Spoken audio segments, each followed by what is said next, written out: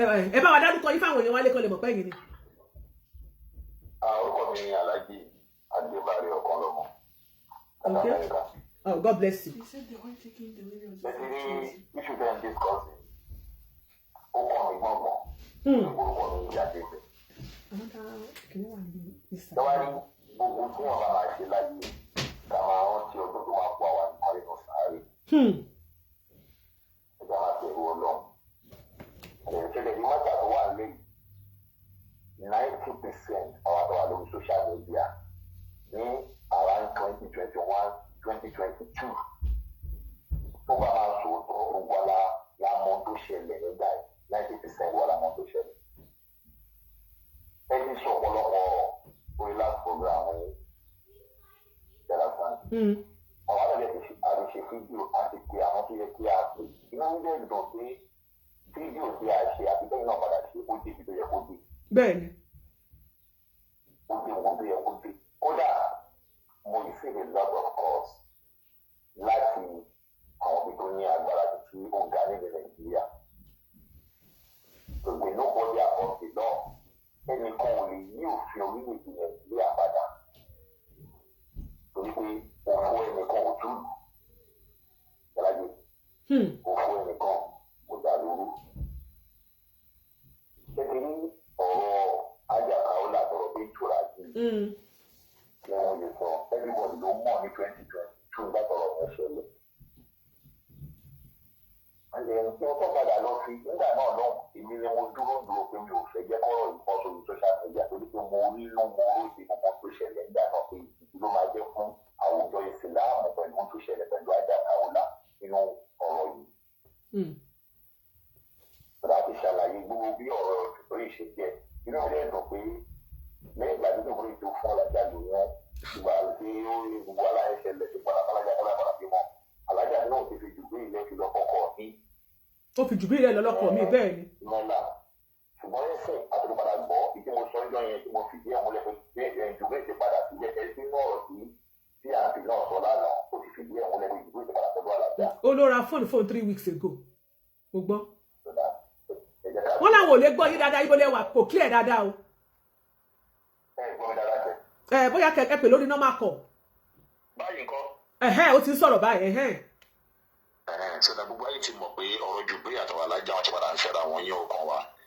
Ṣé yín so that kò sí ohun tó burú kó bẹ̀rẹ̀ látòrí alájà pé obìnrin lè nọkọ méjì ní Nàìjíríà so that kò sí ohun tó burú.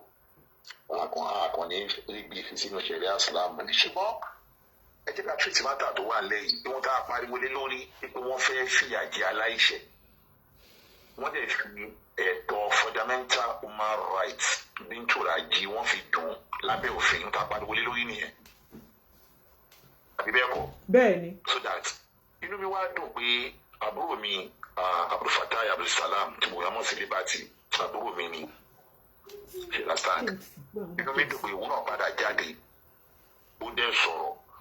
Inú mi wá dùn pẹ̀lú bẹ́ẹ̀ ṣe ṣe analysis ọ̀rọ̀ yẹn ọ̀rọ̀ ẹ̀ ò yàtọ̀ sí ohun tá a sọ ó sì bí ọ̀rọ̀ yẹn múlẹ̀ wípé lóòótọ́ òun ni pé wọ́n àrẹ́sì ọmọbìnrin yẹn láì invite ẹ̀ òun náà fi bí wọ́n invite ẹ̀. Bẹ́ẹ̀ ó fìdí ẹ̀ múlẹ̀. And lábẹ́ òfin ní South tí ọ̀rọ̀ bá ṣẹlẹ̀ tí ò kì í ṣe criminal bíi bóyá robbery àbí kidnapping tó lè ṣe robbery tí ò ń ṣe steal tó bá pé allegation ni ẹ máa kọ invitation sí iléeṣẹ́ ọlọ́pàá ni invitation yẹn ọ̀gá ọlọ́pàá bóyá CP bóyá AIG tó bá ti approve ẹ̀tọ́ ní kẹ́ invite ẹni tí wọ́n fi allegation kan invitation gbọ́dọ̀ jáde ń dá bá wọn fà nìyẹn o ń dá bá wọn fà gangan nìyẹn o ẹ̀tọ́ ní gbọ́dọ̀ invite ẹni yẹn ń dá bá wọn fà gangan ní sónú 11 tàbí parí sónú 11 ni pé gbogbo cases tí ṣùfù gbé lọ sí sónú 11 kọ́ lọ mú bí tó ti send invitation jáde wá rí. Ṣé gbogbo náà ni òkè gba invitation ni. ẹ̀nà approve ẹ̀ yẹsi alunaka àgbàdo ọlọmọ yẹsi alunaka kọ́ fi invitation tó send sí wọn wọ́n fi wọn wá.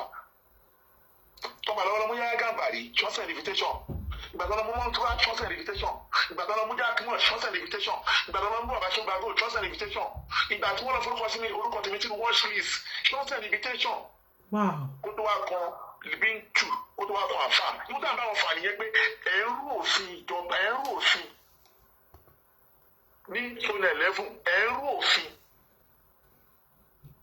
nígbà tá à ń bá wọn fà nìyẹn o kó proof indicator tí wọ́n send sí Bintu Raji kó tó di pé wọ́n lọ attack wọ́n lọ arrest yẹ ẹ wá fẹ́ arrest yẹn nìyẹn ẹ tán ẹ tún wá di wọ́n ní Afeez Adébísí ní igbó ni wọ́n fi invite Bintu Raji. ọwọ́ ti igbó invite yẹ ìwúntẹ́ tó ṣe ìdí ẹ̀yin náà ti dáhùn ọ̀rọ̀ mi lábẹ́ òfin nígbà bá wọn fà tí wọ́n mọ̀ ọ̀yàn ọmọ o nígbà bá wọn fà nìyẹn o tàbí torí ẹ̀ pé ìjọba kọ́ bá wa dá sí nìyẹn o. bẹ́ẹ̀ ni mo ní kàn investigate. now kẹ́tẹ́ tí ẹ wá send invitation torí pé ẹ̀tọ́ ni tẹ́ bá send invitation wọ́n máa fi date ọjọ́ tí wọ́n fẹ́ kẹ́ni yẹn wá sí invitation. date ẹ gbọ́dọ̀ wà ń bẹ̀. so iléeṣẹ́ ọlọ́pàá máa wá sọ fún ẹni tó kọ petition wípé ọjọ́ báyìí o ìwọ náà wá o wọ́n ti invite ẹ tó mú ẹ̀sùn ẹ̀ wá. that's normal.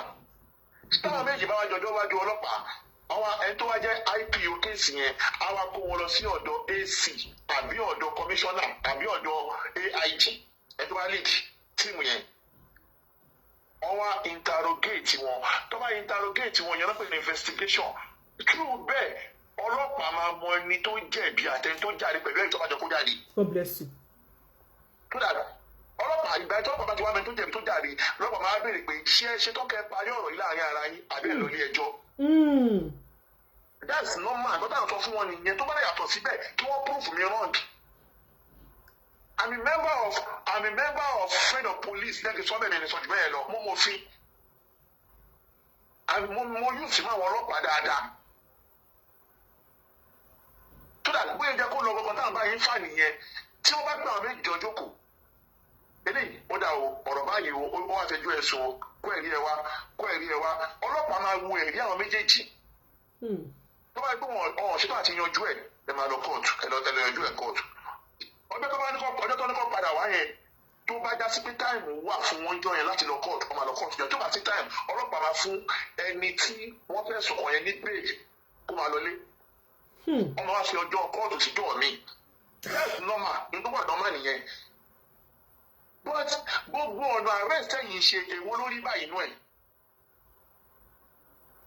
èwo lórí ẹ̀ nǹkan táwọn bá Liberty fà nìyẹn tó ń pa irọ́ òṣì o. ta ló ń jẹ́ Liberty àbí charge and bail fracas lawyer. Fracas lawyer. ẹ má ka ẹni òní pè ní charge and bail. Fracas lawyer. orúkọ tó qualify fún gangan tó ní ẹ̀rí lọ́wọ́ tí ó ní ẹ̀rí tèmi ní ẹ̀rí lọ́wọ́ ni pé fracas lawyer. ó ló ń ṣe fracas. ó wà ní fracas because ó ní àìmọye pages àwọn bloggers tó lọ sí comment. as a lawyer tó comment mo ní tó ti comment lọ́dọ̀ PNP ó dà ó sọ pé PNP deserve kí wọ́n fún ní award lórí kọ́kẹ́ ìṣe lọ́wọ́ as a lawyer. ó túmọ̀ sí pé ó involve ní fracas PNP is a fracas is a blogger. and then láti máa wá pé àwọn kan náà ní blogger and sing ìwọ gan support bloggers. you belong to fracas. and then you know the song pa mi yẹn you are going to prove in court of law pé blackmailing me. you are going to prove it. But I'm not a blackmailer. I'm a Muslim analysis with evidence. You are not a blackmailer. I'm not a blackmailer. I'm a Muslim analysis with evidence. Everybody know me that go say go sorrow. Toba say you I will not say it. Okay. You want to have a yon be ni pé wọ́n pé in fact Bintu Raji ẹ lọ attack ẹ. The same day egbede so na 11 ọmọbìnrin yìí ẹ fún ní pépà fún máa kọ sí tó máa kọ tó ní pé Bintu Raji kọ́ ló pè mí àwọn tó wá lọ sí kóòtù tí wọn bá kóòtù náà pè mí níjọ́ yẹn èmi mo wá ní pé kọ́ńtà lè bá mi lọ sí Sonu 11 nígbà tó bá dé Sonu 11 wọ́n jẹ́ kó yé mi pé wọ́n ti gbé lọ sí kóòtù but wọ́n fìdí ẹ̀ múlẹ̀ pé wọ́n fún pépà tó kọ sétímẹ́ǹtì kò tí ì kọ sétímẹ́ǹtì yẹn débi kankan tó gbé lọ kóòtù kí wọ́n lọ gbé wá ní fáìlì wọn fún sétímẹ́ǹtì Bintu jáde wá ló parí ló kọ sétímẹ́ǹtì tán. kò kọ́ tán. àní kò tí kọ láì mẹ́ta láì méjì kò sáyìn statement yẹn náà kò sáyìn statement yẹn. For real? Yes, kò sáyìn statement yẹn kódà wọ́n pè é pé kó padà wá nígbà tó kó ní kóòtù wọ́n ní kó wá ní àná Monday kó wá tí Òṣogbo kó wá complete statement yẹn. ọlọ́pàá. tó bá gọ̀ kó lọ. tó bá gọ̀ kó lọ. wọ́n ní kó tẹ̀lé padà wá kó tẹ̀lé wá complete statement yẹn kó lè fi sí sínú fáìlì. So kọ́ lè wá fi sínú kó lè jẹ́rìí pé ó kọ statement kó tó dé court. Yes. Ọmọ ọba gate. Naija, I love you. Ẹ̀yin èèyàn mi, Naija. Ọmọ ọba PDP náà ọmọ yóò ní statement. Ẹ̀rẹ̀ ti gbé lọ court. Tó bá dé ẹ̀yìn Liberty wa sọ pé ọlọ́pàá ti ṣe 90% investigation ìgbóná ti ṣe tánà àti bàbá bá ṣe. God. Ṣé bí statement yẹn ló yẹ kó lò ó ti ẹ̀ka? Both parties lè máa investigate now. Okay, mọ́tò tàlàjà gbé wáyé. Ìpẹ́jì tàlàjà kọ. Òun ni pé ó parọ́ wípé Bintu Raji ó tẹ̀tí kámẹ́rà sínú hòtẹ́ẹ̀lì fóun ó rìkọ́ọ̀dù nékẹ́ẹ̀dì òun ó wá sẹ́ǹdì ẹ̀ sí Okanlomo àdúgbò social media gbogbo ẹ̀ tó wà lórí mídíà yẹn jọ tó sọ̀rọ̀ yẹn ṣó lóòótọ́ ṣó rí bẹ́ẹ̀. Kò rí bẹ́ẹ̀ torí pé nígbà yẹn ìwọ ló dúró fún ìwọ nìkan ló dúró fún. Wọ́n lè káwọn èèyàn níbẹ̀rù Ọlọ́run. Fred. Nígbà tí ìwòwò Kaola máa jáde everybody mọ̀ pé ọ̀dọ́ sáyẹ́dì sì tún lòdì jáde everybody mọ̀ ní 2022 èmi mò ń nífẹ̀ẹ́ di Kaola nígbà náà. Why tó wá pọ́n ọ̀nà ọ̀rọ̀ yẹn sórí èmi àti Bintu. Ọmọ pé lọ́la mo dúpẹ́ bless you. Mo lọ sọ̀rọ̀ Bintu ní 2022 tí mo lọ sí Dubai. Fídíò tó sẹ́ndì sí mi kò ṣe fídíò naked yẹn Kaola tó sẹ́ndì sí mi wípé bí ọ̀rọ̀ Jubilee ta sọ wọ́n ló sẹ́ndì ẹ̀ sí mi pé kí n wò. Mo dé padà rí pé ọ̀rọ̀ tó wà ń bẹ̀ ọ̀rọ̀ ọ̀dọ̀tí ni àgbọ̀dọ̀ máa gbọ́ lẹ́nu Alájà. Olùkọ́ ẹni women mọ̀mí not gbogbo Ìbàdàn. Ó yẹ ẹsìn ló jẹ́ náà. Àgbọ̀dọ̀ máa gbọ́dọ̀ báyìí lẹ́nu first day tó pàdé ọmọ tó mú ẹ lọ pàdé ọmọ tó pa pátá ń di ẹ láàrin ìṣẹ́jú mẹ́ẹ̀ẹ́dógún ó tiyàn lójú débi pé ó tún wá boyún jẹ́mu ẹ lára. Ṣé bí ojúlarí àwẹ̀yù ṣe bí ìgbà tí wọ́n ti interview Jubril ní àná mo expect pé bóyá bọ̀dá mi ò bá ń béèrè lọ́wọ́ Jubril pé ṣé lóòótọ́ ló fokó já oyúbọ́lẹ̀ yes or no wọn ti ẹ̀ sọ̀rọ̀ débẹ̀ ó dẹ̀ dùn mí wọn ọ̀rọ̀ tí ni wọ́n sì máa béèrè. Everybody know Azeez Oseni pé everybody mọ̀ lórí mídíà pé Azeez Oseni tiẹ̀ onírọ́ ni ẹgbẹ́ dẹ̀ mọ̀ pé. àti lè fìdí ẹ̀ múlẹ̀ ní ẹjọ́ ẹ̀ wọ́n sì lè béèrè. Ẹ wá rí náà ibi tí mo wá lọ lórí ẹ̀sìn ni pé ẹ sọ̀rọ̀ kan sìn èmi ni mo sọ fún yín èmi ò kí ń parọ́ wípé mátà yìí ti ṣẹlẹ̀ rí ní 2022 tí Alájà lọ rìpọ́ọ̀tù Kaola lọ rìpọ́ọ̀tù Bintu ní Ìlọrin wípé Bintu ó fẹ́ máa gbowó lọ́wọ́ òun pẹ̀lú Jubril ó lọ parọ́ mọ́ wọ́n wá pe àwọn méjèèjì nọ́mbà tó yẹ kí ọlọ́pàá tó nẹ̀ lẹ́fù ṣe làwọn yẹn ṣe ní Ìlọrin wọ́n wá pe àwọn méjèèjì wọ́n wá béèrè ẹjọ́ ibi ẹjọ́ náà ti rí wípé Alájà Kaola wá parọ́ fọlọ́pàá ni. àwọn ọlọ́pàá ní pé Alájà àṣẹfẹ́ gbọ́ ẹ̀jẹ̀ bí ọmọdé yìí o.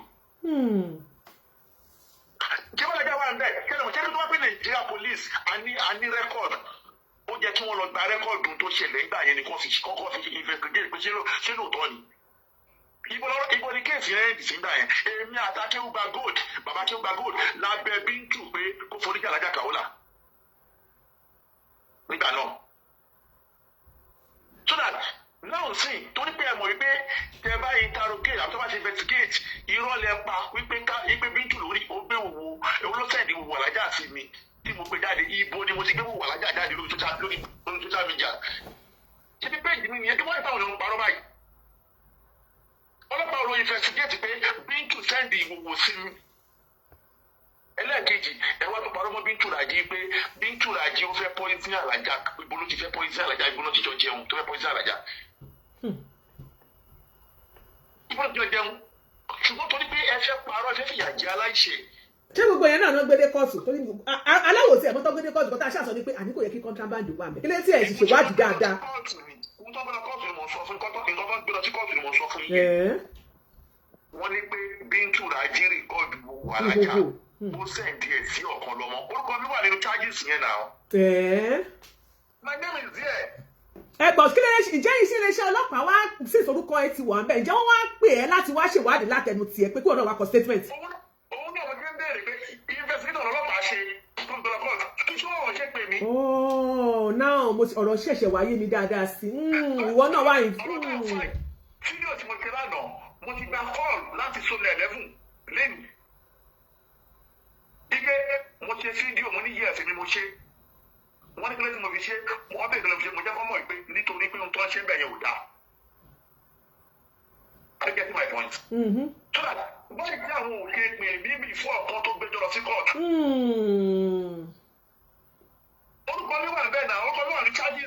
Yeah, you are in America does not mean you cannot even send your own statements.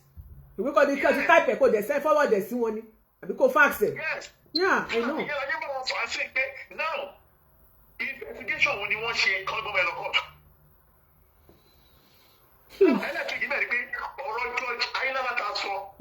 We make this or do another case, you know. Now say liberty to feel a deal or we law is the same judge in one law. Because case Yaga Bari or Dayana below. Case yes, Alunaka or Dayana below. Case the Bintu or Dayana below.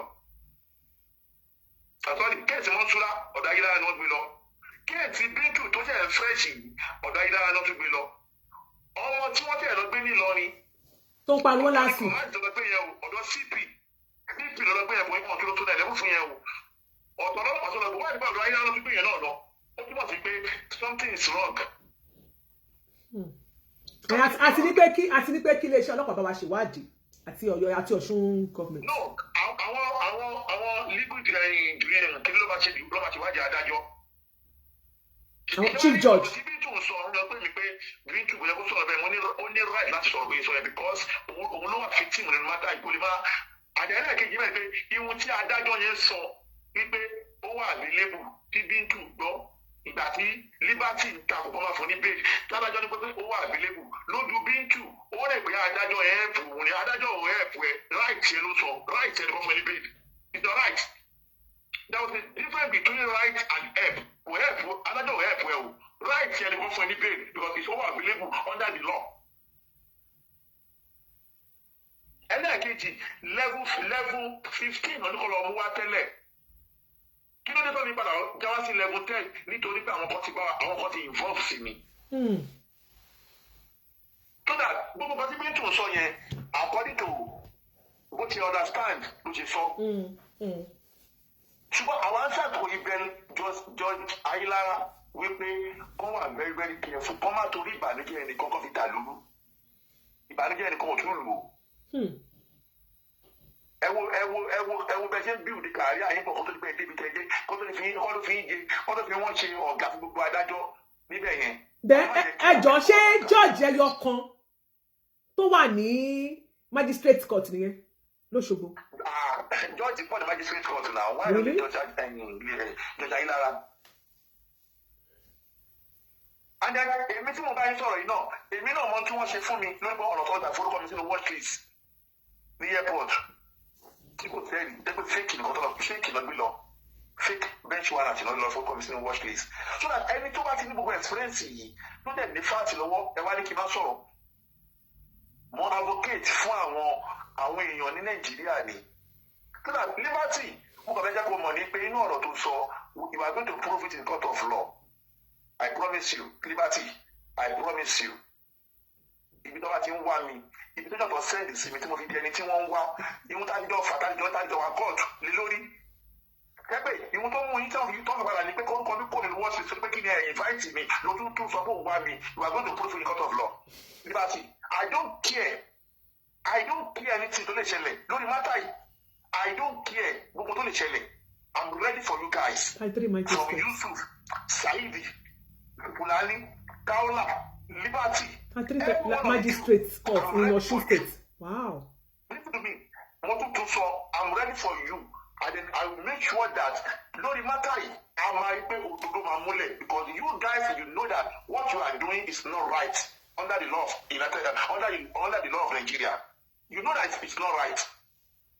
Only one day, Tiolapawa attack Yusufu Nilie. Only one invite you sue Nigeria police and others. People will sue one now. People will invite you to Basilio. The same people that I'm sorry, last 2 years ago, they just hit me now. People are listening, they don't show your doing it. What the best one as you now? You want Liberty, Saidi Shitu, we shall lawyer from Saidi Shitu need 4 bench warrants now. Why don't you surrender Saidi? Kaola don't follow you know see. Kaola is not the bench warrant looking now. Why tell us surrender Kaola? You guys, you don't respect Nigerian law. You guys, you don't respect Nigerian law. You are just creating your law by yourself, which is illegal. Justice must be done in Nigeria. Thank you very much. Good sir. God bless you. Ẹ ṣé o. Mo sọ pé gbogbo ohun tí a fẹ́ fà díẹ̀ yọ òun ni wípé ṣé lóòótọ́ ni wọ́n gbé arábìnrin ní ìyákànyáká? Ṣé lóòótọ́ ni wípé kò lákọsílẹ̀ kankan lọ́dọ̀ àwọn ọlọ́pàá? Ṣé lóòótọ́ ni wípé wọ́n kó ẹrù òfin sínú ẹrù ẹ̀? Ìtàràtà tó ṣe àwárí. Ẹ wò mí tíru eléyìí bá ń ṣẹlẹ̀ láwùjọ, tá ò bá sọ̀rọ̀, tá a bá dákẹ́, tá ò bá sọ̀rọ̀, ohun tó dé bẹ́ẹ̀ nìkan lónìí, tó dé bójú lónìí, ó lè dé báyìí mú lọ́la. And that is why tá fi ń sọ̀rọ̀. Ta ní ká sọ bọ́rọ̀, ká sọ tòótọ́ pé ṣó dáa. A ò kórìíra ẹnikẹ́ni. Hello. Hello, ẹ kálẹ́ ma. God bless you ma. Ẹ kálẹ́. Yes ma. Sherry, ẹ kàn jẹ́ kí n sáré, èmi ni mo ń chat ní chat room. Ẹ jẹ́ kí n sáré enlighten àwọn èèyàn wa for like 5 minutes. Okay ma. There's a difference between judge and magistrate. Okay. That you understand. Ẹ ṣé ma. Now, Sherry, àìmọ̀ òfin, ó máa ń dààmú a lot of us. Especially ní Nigeria, àìmọ̀ òfin, ó ti affect a whole lot of people. Sherry, ní Osun State. Bẹ́ẹ̀ni ma. Osun ní 19 judges. 19 àwọn judges don't preside on senior matters ní Osun State. 19 ni wọ́n. Now we have that Osun State has 33 magistrates under àwọn judges. Ẹ má jẹ́ àwọn èèyàn wa mọ̀ pé judge lágbára ju magistrate lọ. Magistrate ni Ayilara is not a judge. Àǹtí mi á dá fún yín, ọpọlọ yóò níjọba. Ẹ máa bá wa ṣàlàyé lọ. Now, Ayilara is not a judge. Ẹ jẹ́ pé Ayilara ni judge. Magistrate ni Ayilara. Ká pè magistrate Ayilara. Ayilara AO. Bẹ́ẹ̀ ni. Mr. AO Ayilara. Ṣé Mr. la máa fi sí? Ní fi judge sí àbí a máa sọ pé Mr. AO Ayilara. Is a Mr. Magistrate ni Ayilara. Ayilara is not a judge. Àṣé mo ti ẹ̀ sínú ẹ̀gán lórí Facebook. Judge lè ní ìyá wa. Ẹ mọ̀ sọ̀rọ̀ yín lọ.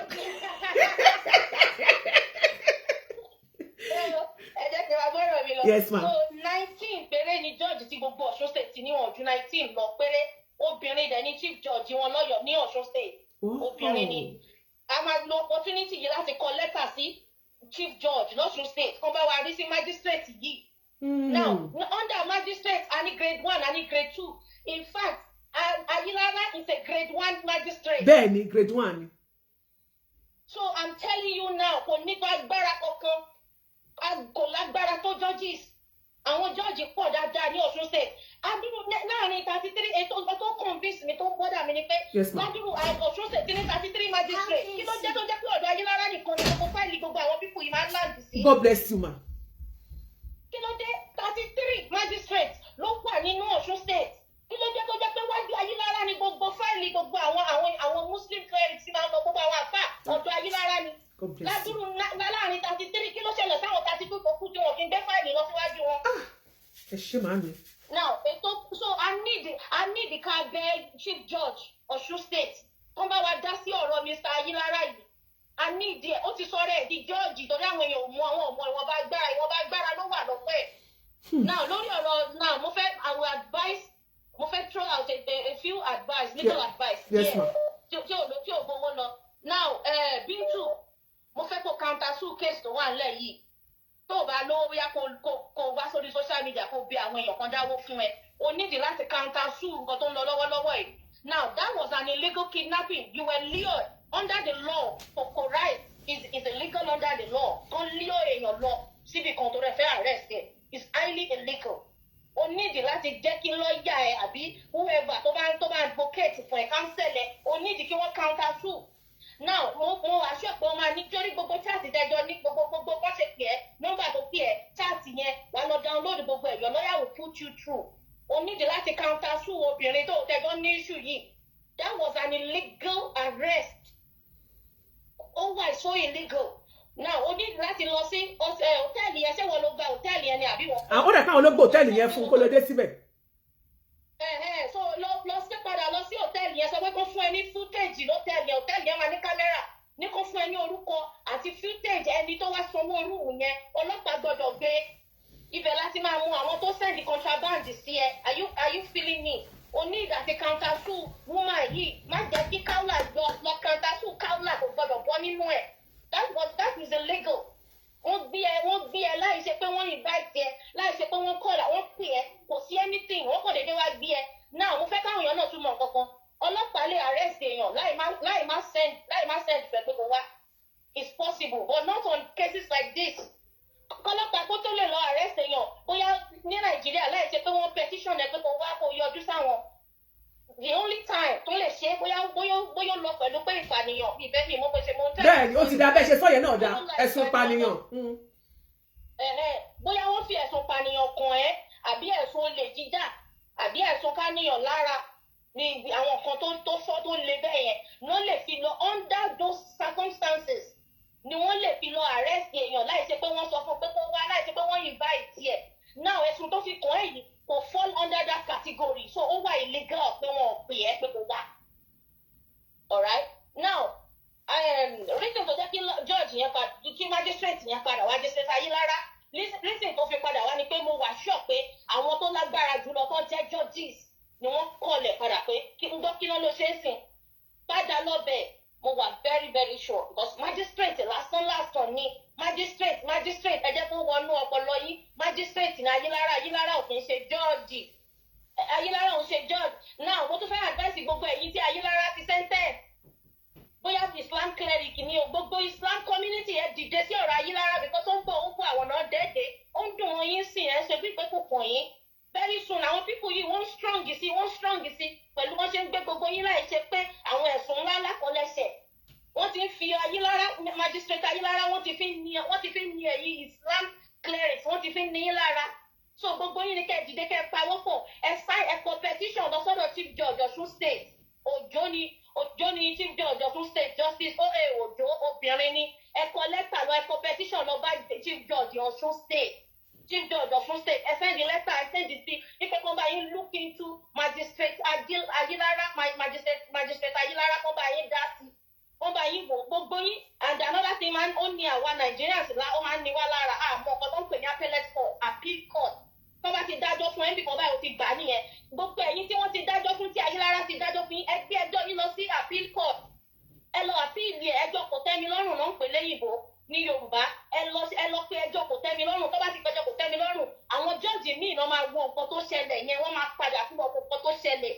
ẹ lọ sí appeal mo fi Ọlọ́run bá bẹ̀ yín appeal náà ń pè appellate court ẹ lọ sí appeal court kẹ lọ appeal gbogbo ẹjọ́ tí magistrate ìkà yìí magistrate tó fi ń bá tàwọn èèyàn jẹ́ yìí gbogbo ẹjọ́ tó ti dá magistrate tó ń dájọ́ lóru court closes at 5 magistrate ń wọ́n tẹ̀ fún wa náà àwọn èèyàn míì wà 6 7 8 wọ́n ó sì ń dájọ́ fáwọn èèyàn mi understand ẹ kọ lẹ́tà lọ bá Justice O.A. Òjó òní Chief Judge Ọ̀ṣun State tí gbogbo ẹ̀yin muslim cleric ẹ dìde gbogbo ẹ̀yin tẹ́ máa ń kóra yín jọ tẹ́ ní group yẹn Islamic group for kinní kan Islamic group for kinní kan tẹ́ bá kọ lẹ́tà obìnrin yẹn máa bá yín rí sí Chief Judge Ọ̀ṣun State Justice O.A. Òjó ẹ kẹjọ lọ sọ́dọ̀ ẹ̀ obìnrin yẹn wà very very nice èèyàn Ọlọ́run ni obìnrin Christian ni èèyàn Ọlọ́run ni ẹjọ́ ẹ kẹjọ yín lọ síbẹ̀ ẹ lọ sí appeal court ẹ lọ pé ẹjọ́ kò tẹ́mi lọ́rùn gbogbo ẹ̀yin tó ti ní kẹ́ lọ́ máa san owó ìyá owó tọ̀nà púpọ̀ tẹ́ ẹ ṣe ẹ kó ẹjọ́ yín lọ bẹ̀ ẹ má jẹ́ kó lo magistrate Ayílára tó fi da gbogbo Islamic community yín rú wọ́n ti ń lò wọ́n ti fẹ́ dà yín rú now reason ti lọ́ọ̀yà ti kí lorúkọ lọ́ọ̀yà the charge and bail reason tó ṣe jáde ni pé judge yẹn ti magistrate yẹn Ayílára ti fìlì yìí tiẹ̀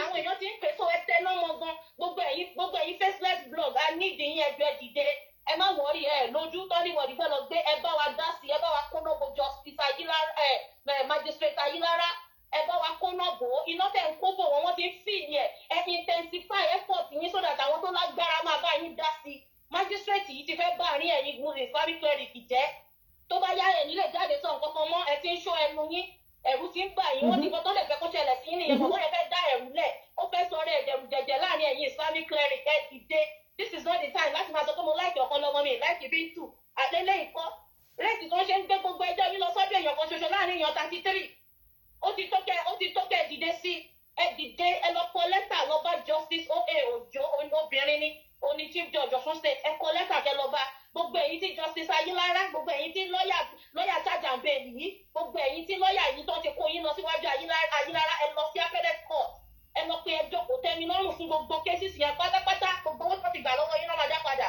gbogbo ẹ̀yin tó ti ní ẹ lọ́wọ́ sọ 2 million 5 million ẹ kó ẹjọ́ yín lọ sí appeal court kẹ lọ gbé ẹjọ́ yìí síbẹ̀ pé Ayilara tí appeal court bó bá rí péyàn bíi 5 ti gbẹ́jọ́ Ayilara ìwà pàwọn láti ẹjọ́ kó dá fún wọn máa rí sí court fún wọn ẹ̀yẹn wọ́n máa tọwọ́ bọ court fún wọn ẹ̀yẹn tó bá rí pé ọ̀pọ̀lọpọ̀ èèyàn ló máa ń padà wá wọ́n máa wá appeal ẹjọ́ tó bá ti dá wọ́n máa rí sí ẹ dìde sí gbogbo gómìnà tẹ́ ń pè yẹn wọ́n lè má tètè gbọ́ bọ̀dé wá lọ sọ́dọ̀ chief judge Ọ̀ṣun state abẹ́ ẹ̀ ni Ayilara wà ẹ lọ bá chief judge Ọ̀ṣun state justice O.A. Ojo lórúkọ obìnrin yẹn ẹ lọ bá obìnrin èèyàn dáadáa ni èèyàn tó mọ Ọlọ́run ni ẹ lọ síwájú ẹ téèyàn bíi 5 mẹ́fà bá kọ petition lọ bá lórí judge kan ṣoṣo wọ́n máa dìde sí wọ́n máa dá sí ẹjọ́ ẹ ṣe nǹkan tí mo fẹ́ fẹ́ mà. ẹ tí ì lè lọ mà another thing mà tó fẹ́ kẹ́ bá mi clarify wọ́n ní pé arábìnrin yìí ò kọ statement kó tó déwájú magistrate. òun náà ni mo ṣe ń sọ ṣó lábẹ́ òfin ṣó possible ó wà bẹ́ẹ̀ ṣé òfin gbà bẹ́ẹ̀.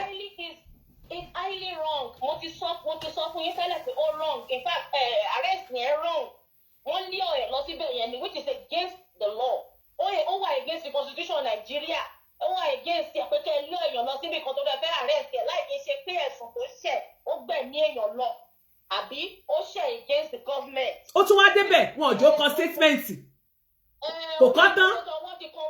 Ọwọ́ ti kan wọ́n but àsìkò tí gbogbo ẹ̀yin Islamic cleric gbogbo ẹ̀yin àfáà àsìkò tí gbogbo yín máa pawọ́ pọ̀ lélẹ́yìí mo gbọ́ tí Okanlomo dárúkọ àwọn àfáà ńláńlá kọ̀ọ̀kan tó ti gbé lọ síwájú ọkùnrin yìí kí ló dé tẹ́ ìmọ̀ nǹkan tó ń pè láfíìn mọ òfin Nàìjíríà gbogbo yín mọ̀ pé lágbára lọ́wọ́ agbára wà lọ́wọ́ yín májísírèètì lásán la Ayilara kí ló dé tí gbogbo yín ríran rí pé májísírèètì lásán ni kò kí ń ṣe job mo yàtọ̀ nu judge àti magistrate lágbára ju judge lágbára ju magistrate lọ ọmọ kékeré láti dájọ́ àwọn iṣẹ́ kéékèèké district region area unit òun làwọn magistrate máa ń dá sí àwọn ẹjọ́ kéékèèké ẹjọ́ lù mí kí n lù ẹ́ ẹjọ́ gọ́tà dọ̀tí assault battery kéékèèké òun náà máa ń dá sí so wáyé tó jẹ́ pé wájú ẹ̀ náà kó àwọn ẹjọ́ yín lọ òun nìkan ṣoṣo dẹ̀ ni ó ṣe jáwájú ẹ̀ nìkan ẹ tètè dìde 33 ni magistrate tó wà níbẹ̀ yẹn ó ti láàrin 33 ó ṣe jẹ́ ọ̀dọ̀ ẹnìkan ṣoṣo ni wọ́n lọ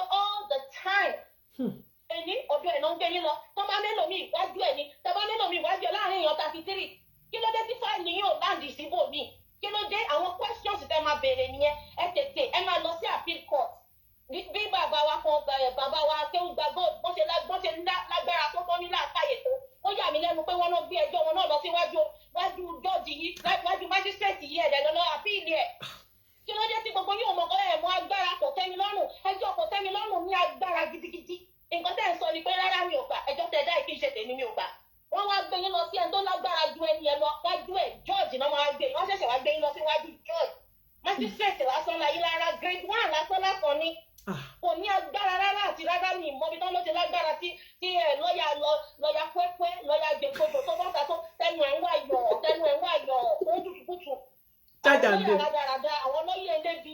Jajambe lọ́ọ̀yà gidi kó máa sọ àwọn ọ̀rọ̀ tó ń sọ àǹdẹ́ mo tún rántí nǹkan kan mo fẹ́ kẹ́ lọ kóòtù ibi tí lọ́ọ̀yà yẹn ti sọ pé kóòtù àwọn that's a serious comment to make under the law because the court of law belongs to the people it is for the people and by the people. So ẹni agbára gidi àwọn èèyàn mọ agbára wọn àwọn Nàìjíríà tó mọ òfin táwọn gan ní lọ́wọ́ agbára wà lọ́wọ́ gbogbo yín náà agbára wà lọ́wọ́ yín kí ló dé ẹ̀kọ́ lẹ́tà lọ àpíìlì kẹ́ lọ fẹ́ gbé ẹjọ́ yín lọ sọ́dọ̀ àpíìlì. ó mà ló fẹ́ arrest mi ó mà ló ń retí mi ó ní kó fún ní information mi pé ó máa ń fẹ́ gbé mi.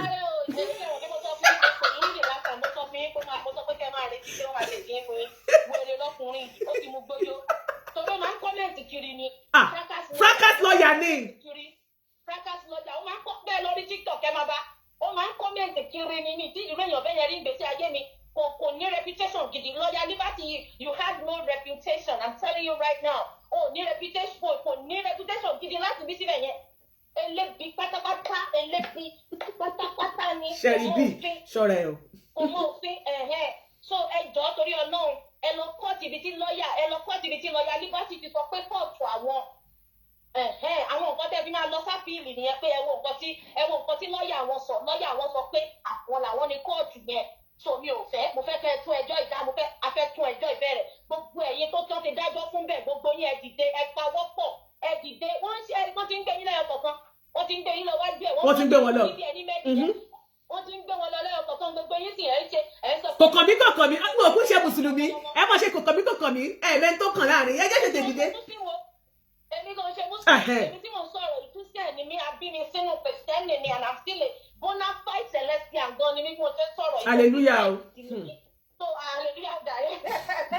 so mo ń sọ fún yín pé kẹ́ ẹ dìde àánú gbogbo yín ṣe bí bó ṣe mú yín kọ̀ọ̀kan ẹ wo bó ṣe mú yín bí ẹ dìyẹ wọ́n mú yín lẹ́nu ìpín tí ìrírí wọ́n rẹ̀ sí lẹ́nu wọ́n gbé yín lọ wájú ayélujára lẹ́nu ayélujára jájọ́ fún yín kẹ́ lọ kó 2 million lẹ̀ adájọ́ pé kẹ́ lọ máa bẹ̀bẹ̀ lórí íńtánẹ́ẹ̀tì kẹ́ lọ sínú newspaper adájọ́ wèrè ẹjọ́ bẹ́rìbẹ́rì wọ́n dájọ́ lé gbogbo yín lọ́wọ́ ẹ dìde kẹ́ ẹ parapọ̀ this is the time àsìkò lélẹ́yìn ẹ seek retribution ẹ dìde ẹ má sọ pé torí Ọ̀kanlọ́mọ ló jẹ̀dí lọ́wọ́ ẹ hẹ́ẹ̀tì Ọ̀kanlọ́mọ àtọ̀rọ̀ Ọ̀kanlọ́mọ kọ́ lélẹ̀ ó máa kàn wọ́n náà lọ́la ó máa kàn ẹ́ ìwọ àpá tó ń gbọ́ ìtò òròbí yàtọ̀ sí nǹkan tó kàn ẹ́ ó ń bọ̀ wá kàn ẹ́ eléyìí tó máa ń lọ kiri lọ́ọ̀yà tó ń kọ́mẹ̀ntì kiri tó bá yẹ eléyà máa ṣe àwọn tó ń kọ́mẹ̀ntì náà á máa arrest àwọn tó ń kọ́mẹ̀ntì náà á máa sùn wọn lọ síwájú Ayílára ó ṣe jẹ́ wájú Ayílára nìkan ni èèyàn 33 magistrate 33 láàrin 33 ó ṣe jẹ́ wájú ẹnìkan ni gbogbo yín lọ wájú ẹnìkan ni ṣé kò yẹ kẹ́ ẹ rí pé nǹkan míì ti wọ̀ ọ́ lẹ́yìn ẹlẹ́kìnní ẹ̀kejì ẹ̀kẹta ni màá ti fura pé kí ló ṣẹlẹ̀ ń bíbà ẹ̀ so ẹ ṣe mo kàn fẹ́ gbogbo tí òtí máa yẹn ti ṣe gbogbo tí òtí lọ́ọ̀yà wèrè yẹn ti ṣe ẹ lọ kọ́ bí gbogbo ẹ̀ pátápátá ṣé ti ẹ̀ rí ó ti ẹ̀ dáràn sọ́dọ̀ Iyalaje gidi ó sọ àwọn ọ̀rọ̀ tí ẹ kó sọ. God bless you ọ̀rọ̀ bí mi mo fi ni ọ̀rọ̀ burúkú. tó bá ti sùn yẹn kan ta sùn. lẹ́sẹ̀kẹsẹ̀. lẹ́sẹ̀kẹsẹ̀.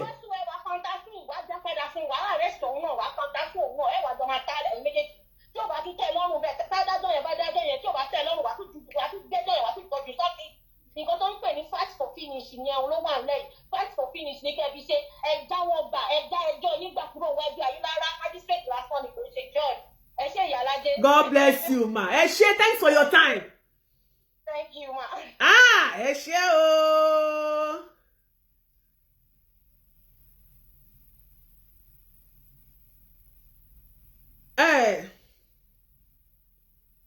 Okanlomo mo send message kan sí yín sìn ẹ bá mi ṣiṣẹ́ lé lórí. Okanlomo I just sent you a message ẹ bá mi ṣiṣẹ́ lé lórí pápápá.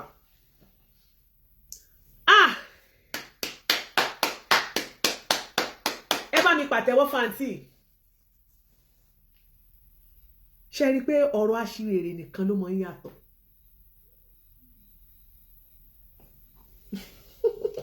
kò sí ọtún ẹni wọn fẹ́ pè wọlé kó pè wọlé kò ní ìdí kí n play fídíò Bintu mọ́ ìta fẹ́ mú dání náà láti mú yọ yẹn mo dúpẹ́ lọ́wọ́ madam yìí God bless you ma magistrate mr wọn lápẹ̀lẹ̀ george wọn ní èsè george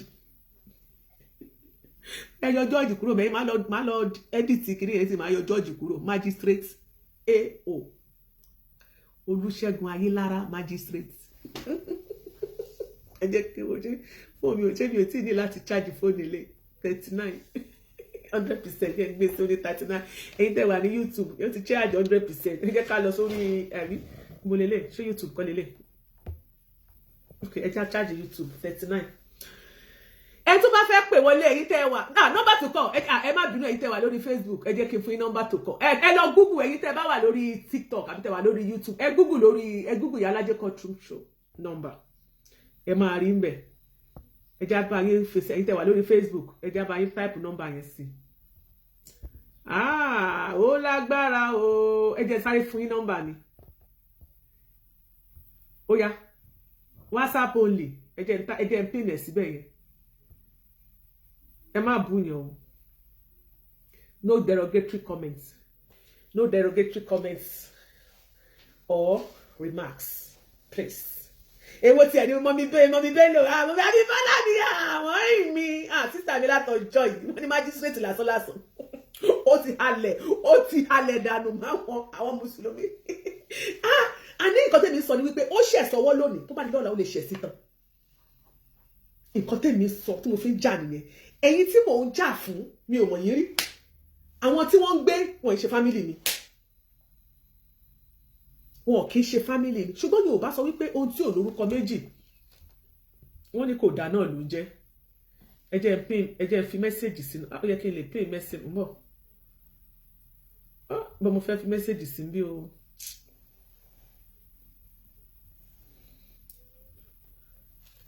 Ẹ lọ sórí Google ẹ jọ̀ọ́, ẹ máa rí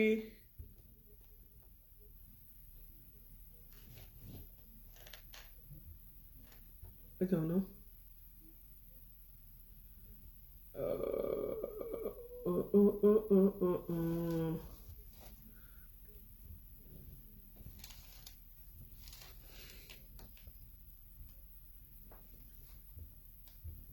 Ìwọ̀n gbé síwájú ẹ̀ bẹ́ẹ̀.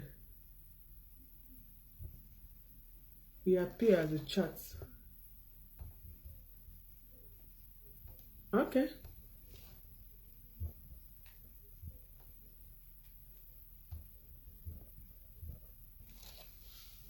You are joining. Yeah, okay. Ṣé fóònù sì máa dún báyìí? Kò mà ní ring out. Tolu ní ariwo kan tó máa ń pa. Ẹ má bínú, àwọn èèyàn ti ń pè wọlé, ẹ má bínú o. Ẹ jọ̀ọ́ ẹ má I'm just trying. Ẹ má bínú. Hello, Ajia. Hello, sir. Yes, Adeyinka ló sọ̀rọ̀ láti Ìlọrin. God bless you, sir. Judge Ojo is a very strong woman. Even government fẹ́ yọ but ó jẹ́. Ṣé kìí ṣe òun ló ṣe ti Timothy Adégòkè ń gbà yẹn? Ṣé nìyẹn ni? Yes, tó sọ pé àwọn èèyàn dúró ti gan ìṣe kẹ́kẹ́ ní àgàbàgebè. Ṣé Ayílára nìkan ló wà ní gbogbo Ọ̀ṣun state tó lọ magistrate Ọ̀ṣun state tó sọ pé òun nìkan ẹjọ́ èèyàn kan òun yóò dájọ́ bí èèyàn bí mẹ́wàá tó pé gbogbo kéèsì ṣòfò òun ló máa ń gbọ́ kéèsì àwọn gúùpù wọn ló máa ń gbọ́. Kílẹ̀ tó wà lọ tí ò bá sí kóòtù lọ láti ọjọ́ tó ti ń pè kóun ṣe try kó wá wò náà dìdìrín lọ́yà tí ń sọ̀rọ̀ tí ń defend irọ́ kó mú printout jáde ibi tí gẹ́yẹn ti kọ tó ti kọ statement. Very useless people. Ẹ mọ̀ búyàn. Ẹ jọ̀ọ́ kẹ́lòmíì pè wọlé. Ẹ jọ̀ọ́ ẹ má búyàn, ẹ jọ̀ọ́. Hello, sir.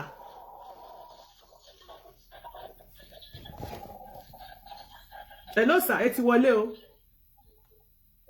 Hello, sir. Ẹ kálẹ́, sir. God bless you, sir. Ẹ kú ètò Ọlọ́run wà pẹ̀lú yín. Àmín, sir. Iṣẹ́ tẹ jálẹ̀ ti pọ̀. Àtàrọ̀ làwọn náà ti ń jáṣẹ́ wọn bí because a ti tẹ̀bọ́ sí káàkiri bó ṣe ń ṣe nìyẹn o. Àwọn pín náà ní kéèsì nípò tí wọ́n lè yọjú fa. Gbogbo àwọn tí àjàmbé lọ́ọ̀yà yìí tẹ̀ ń sọ yìí gbogbo wọn ni wọ́n lè yọjú sí ẹgbẹ́ kọ́ọ̀sì lẹ́kọ̀ọ́ wọn lọ gbé sáǹdì dé ni. Because àwọn yóò bílí pé bóyá wọn lajú ni wọ́n kú pẹ̀lú ọmọ adé pè ní òjò. Wọn ò mọ anything. Because gbogbo kan agbọ́dọ̀ mọ̀ because láti wá ta àmọ́ Nàìjíríà náà ìyá fi jẹ wá. Ẹ wọ àwọn pípù yìí kẹ abẹ́ẹ̀gbọ́n yẹn ṣe nígbà tẹ́ fi gbó tẹ́ fi invite èèyàn. Èmi tí mo bá yẹn sọ̀rọ̀ yìí ni mo implication tó wà nù nǹkan tẹ́ ṣe yẹn ti kọ́ sábà lè rú ẹ̀sùn gbà wọ́n kọ́ kó wọn náà. Àbọ̀ ọ̀kọ́ máa ọlọ́pàá yẹn náà. Àwọn ọlọ́pàá yẹn lẹ́bi ẹ̀yẹ́ sọ fún yẹn wọ́n lè má jẹ́ ọlọ́pàá gidi o. Wọ́n lè jẹ́ OPC o. Wọ́n ló PC o. Wọ́n wá fi gbéyàn lọ sí wọ́n á fi gbéyàn dé ọ̀dọ̀ àwọn ọlọ́pàá gangan àbí. Bẹ́ẹ̀ni. Really? Gẹ́gẹ́ bí woman yẹn ti sọ alájà tó pélé kan yẹn pé kọ́ lọ sí hòtẹ́ẹ̀lì yẹn kọ́ lọ gba gbogbo CCTV camera wọn. Wọ́n ní àtàtì sọ àwọn olóòtú yẹn gan tí wọ́n bá provide evidence yẹn wọn. Wọ́n gbọ́dọ̀ provide evidence àwọn tó register room yẹn àwọn tó wá gbé wọn àwọn tó arrest wọn. There was no CCTV at that hotel. Tí wọ́n bá ti CCTV mẹ́ olóòtú yẹn lọ ti dáràn. Wọ́n máa hesitate owó àbí kankan because nǹkan yìí ṣe ó ti go viral. And mafia làwọn people yìí I'm not sorry to say mafia ni wọn ara tí wọn bá ń sọ̀rọ̀ yìí náà mo ò lè mi ò lè sọ bó ṣe jẹ́ pẹ̀tì mi mọ̀ wọn dẹ ọkọ̀ yẹn pé mafia kò ní wọn ni mafia abúlé kò ní wọn they are not in the city so wọ́n dájú wọ́n ní ká wọn everything because wọ́n bí lè pe àwọn èèyàn ló bọ́ sọjà wọn lè bọ́ sọjà ilẹ̀ gbádùn tọ́lásà mi ẹ sọ fọ́mọ yẹn kó má relax o Ọ̀kanlọ́mọ náà kó má relax o kó make sure pé ẹjọ́ yẹn normal wọ́n ti forward ẹ̀ sí appropriate headquarters ní Abuja ní Lẹ́kọ̀ọ́ ni. Ó dá sir. God bless you sir. Kọ́lọ́ kójọ kó wà pẹ̀lú ẹ má dákẹ́ lórí ọ̀rọ̀ yìí o Yes, sir. ẹ má dákẹ́ o Yes, sir. ẹ má dákẹ́ o tí ẹ bá ti dákẹ́ àwọn fọ́lù yín Yes, wọ́n má sir. túbọ̀ mbà. Àwa kan ṣe tiwa fọ́lọ̀ ní àkúkú ṣe mùsùlùmí wọn ò sì múran wa. Mo ṣe jẹ́ nìyẹn no humanity come first before religion. Wàláì tèmi nìyẹn. humanity come first before religion. Ẹ̀sìn wa gbọ́ nǹkan wa ní wèrè táwọn ń ṣe yẹn. Àjọ ẹni tó wọn fẹ́ sìn wa lọ́jọ́ wọ́n pè ní wèrè wọn kú lé wọn ṣe fi ti kò tó rí ẹ̀pa ẹni kọ́kọ́ náà. Tó máa ń parọ́ fún yín lókun kò tó rí ẹ̀pa ẹni bọ́dí. So kúrò ẹ̀tẹ̀ ń pasipútù àwọn èèyàn. Ṣé Jésù gan ṣé wọn pasipútù Jésù ni ẹ̀gbẹ́ wọn ní kọ́ pa. Ẹ ṣeun gan. Yes sir. Ẹ ṣé sir. Yes sir. Ẹ ṣé gan sir. Àwọn ìpè ń wọnú pé gbogbo ẹ̀ ń jálura wọn ní ìyá mi, my sister, my beautiful sister. Ẹ ti wọlé o. Yes ma, ẹ kọjọ́ mẹ́ta. Ẹni bá ìdọ́kọ̀ pẹ̀lú bá fi ti ẹ̀lẹ́ ẹ̀gbọ́n tẹ̀lé ẹlẹ́ni ọlọ́run ní bá gbọ́ tí. Ṣẹ́rí to start with ṣẹ́rí tásìkò nǹkan bá ti tó ó ti tó náà nìyẹn. Kábíyèsí. Ẹni a bá kọ ẹ̀sìn àti ẹlẹ́yàmọ́ bí ò bá ṣe kò lè dúró. Ọ̀rọ̀ Kaola because ọ̀rọ̀ yóò yẹ kó resurface tó bá jẹ́ obìnrin kan tó ní tìjú débi tó máa tún padà lọ pé Bintu. So nígbà tá a ti kọ́ tẹ́ bá wò ó look at tẹ́ bá wo gbogbo tẹ́ bá farabalẹ̀ wo gbogbo àwọn nǹkan tó ti ṣẹlẹ̀ lẹ́yìn tí ọ̀rọ̀ tó torí ẹ̀ lọ gbé Bintu sìn tó tún ti ṣẹlẹ̀ nínú láìpẹ́ gan ẹ̀ mọ̀ yìí pé Ọlọ́run ti dé láti fi ẹ̀sìn ẹ̀ fàyè. So this is gonna go far. Pẹ̀lú gbogbo publicity tí ẹ̀yin tó fún yìí sìn ríran wò àwọn èèyàn á support lady yẹn á dẹ̀ in fact mo sure kó máa regret gbogbo nǹkan tó ń ṣe. Meanwhile ẹ má gbàgbé Ayélára ìṣe magistrate lóòótọ́ but magistrate àwọn ọ̀bàyéjẹ́ mùsùlùmí ni iṣẹ́ kan ṣoṣo tó mọ̀ ṣe tán lè. Àti ilé ẹjọ́ yóò tí ì gbà wọlé afẹ́kọ́ ọlọ́pàá ṣe àti chief judge kan bá wa ṣèwádìí. Ó ti yé yín ẹjọ́ kan ṣèwádìí alẹ́ ìdìkú ni kó bá wa ṣèwádìí pé ṣé bẹ́ẹ̀ lórí wọ́n kọ́ wá sáré lọ́jà wá sáré jáde. Tọ́bátì àwọn sọ pé Nàìjíríà bàjẹ́ ṣé kálẹ̀ túbọ̀ máa wò ó kálẹ̀ tú sílẹ̀ kó máa bàjẹ́ sí. There are some things that are not done. Àwọn òkòkò wà tó jẹ́ pé tí àwọn ẹ̀ bá ti la jáde báyìí àbí ká ṣàtúnṣe ẹ̀ otherwise it's gonna give us a different name in the outside world. Bẹ́ẹ̀ni mà. Kí ló dé? Èyí agẹmọ́jọ́ kú sáàrọ̀ ọ̀làgẹmọ́jọ́ kú sáàrọ̀ bójú ọ̀bá tagẹmọ́jọ́ ẹ̀ ṣé ìkójú ta láàrú ni. Ó yẹ kó tì. The same Ayélára, the same zone cannot pay. It's been linking to so many cases. Kọ́lá ti kalẹ̀ àwọn èèyàn ìwọ̀nyẹn mọ́ ó di gidi gan ibẹ̀ before you know it. Ìtẹ́jọ́ máa fi wọlé lọ rẹpẹtẹ tá a máa lọ tá a máa bọ̀ tí wọ́n ẹgbẹ́ o. Wọ́n ti dá pápápá. Something everybody knows pé something is wrong. Ọlọ́run kò sọ pé orí Bintu ni gbogbo ẹ̀ ti máa ní ìrànjú yìí. Ó dà ẹ ṣé mà. Àmì mà. Ọlọ́run yẹn bá ní ìdí ẹ̀kú kó kéka jáde sáyé. Àti ní ẹ̀dọ́ ilé ilé tó wà yìí. In fact Ọlọ́run tó ṣílẹ̀kùn ṣiṣẹ́ fún wọn. Òun ló jẹ́ kó pa aláwọ̀ tó fi arrest ẹ̀ yẹn lọ arrest ẹ̀. Ẹ ṣé mà. Òun náà dẹ̀ ní dábàá notice ẹ̀ àánú ò ṣe mí. Ẹ rí pé òun gan ó fẹ́ máa ṣe bí ẹni pẹ̀pẹ̀. It's a sorry space àsìkò tẹ́yìn pẹ̀pẹ̀ kọ́ lélẹ̀. Bọ́ bá fi ọ̀nà tí ò dá mú ẹ sọ ṣàkátàpà alágbàlagbà sí bọ́ báyìí láì tó ti ta kọ́ra parí. Ó ti di takira parí ó di kẹlẹ̀ mọ́. Wọ́n máa gbà gbàgbà mi náà gbà èèyàn kan ìgbà níṣẹ́ mi ro ó pariwo síta káyé gbà. Ẹ ṣé gan ma. God bless you ma. Yes ma ẹ ṣé ma.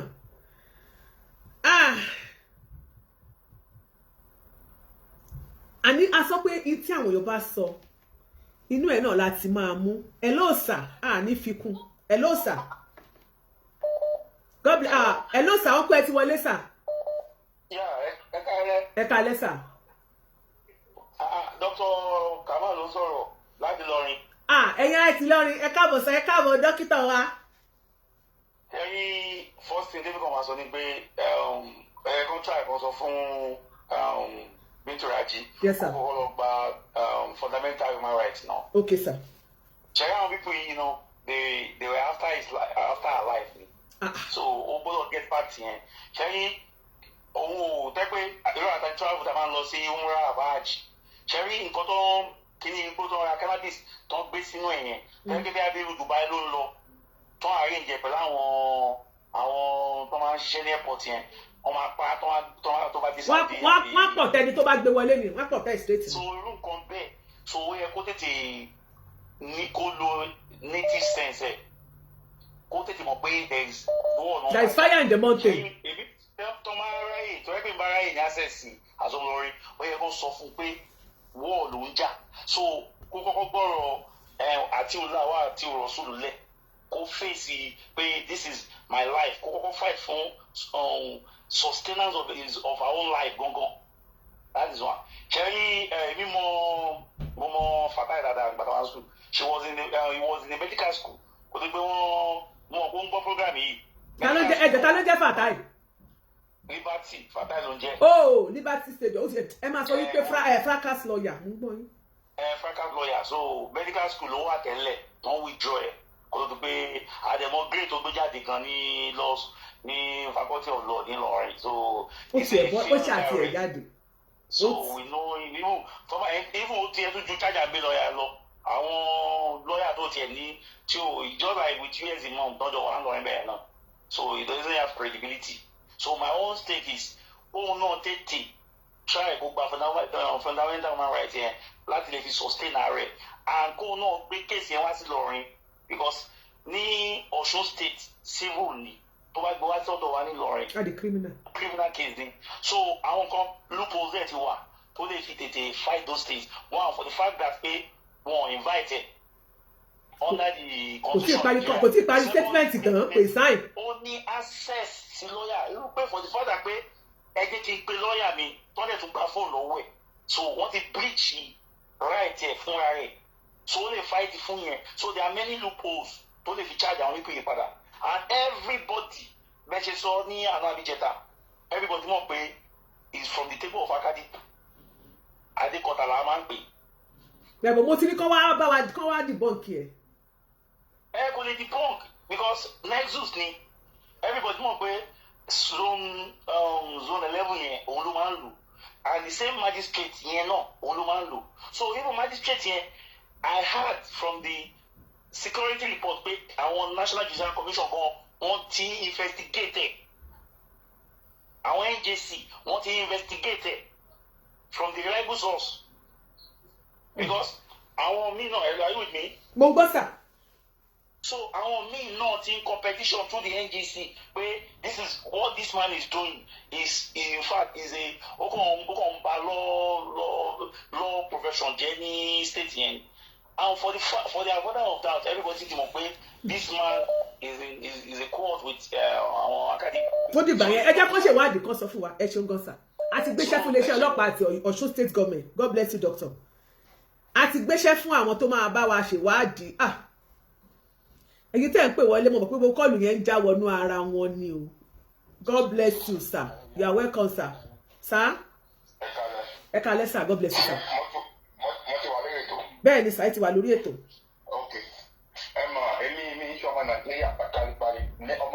ọmọ Benin mo mọ̀ èyí lẹ máa ń pa bá wa sọ̀rọ̀ bẹ́ẹ̀ ni sir. ẹ má bínú ẹ mà àwọn afáàrán fẹ ọlọ́run yìí bú wọn àwọn náà kọ́ ìtàn pípọ̀ kì í ṣẹlẹ̀ ẹ sọ pé kí n lọ sọ bẹ́ẹ̀ ó wà ní àwọn àfààná káwọn bá fẹ́ pe Tinubu wọ́n pe Tinubu lónìí ó wà ní wọn tó máa pe Ṣèyí Tinubu wọ́n pe Ṣèyí Tinubu ó wà ní wọn tó máa pe ọ̀gá DSS Nàìjíríà wọ́n pe ọ̀gá DSS Nàìjíríà ẹ̀yẹ́ wọn bẹ̀ ẹ mọ̀ yàn bẹ́ẹ̀ ẹ sì á yàn àwọn èèyàn yín jẹ ẹ dákẹ́ ẹ sọ̀kò kàn mí ẹ sì mọ àwọn èèyàn lára àwọn èèyàn náà kí wọ́n fi ń ṣèlárè ẹ̀yin ló ti ọ̀pọ̀lọpọ̀ nísìnyí àwọn onígbèjà wọn ọ̀rọ̀ dájú ẹ̀fún sáyẹ́nsì tó ní bẹ́ẹ̀ sọ́nà sí mẹ́rin ẹ̀yìn tó kiri ń bẹ̀ láti yọ yìí wọ́n tó gbọ́ mọ bàbá olówó kan bàbá olówó tó lọ́ ṣe ibú àwọn àkọ́kọ́ ọ̀nà táwọn Tinubu táwọn gbogbo ẹ̀ka dá sí àwọn àmì ń ṣèlànà ọlọ́run ṣe pátí wá tẹ̀ wọ́n náà lórí wọn pè wá wọ́n ṣe ní wọ́n bí ní kó a máa wọ́n bí náà ọmọ wa gbádá kiri ọmọ ṣèyàn tó tọ́ wọ́n sì mọ̀yàn ẹ̀mọ̀yàn ẹ̀rí pé ṣe Tinubu kọ́ pé sí ìjọ Nàìjíríà kó dá sọ́wọ́ tí ń ṣẹlẹ̀ yìí àwọn àgbẹ̀ láti lè pẹ̀lú náà ṣe kiri èmi ọmọbìnrin inú wọn bí mi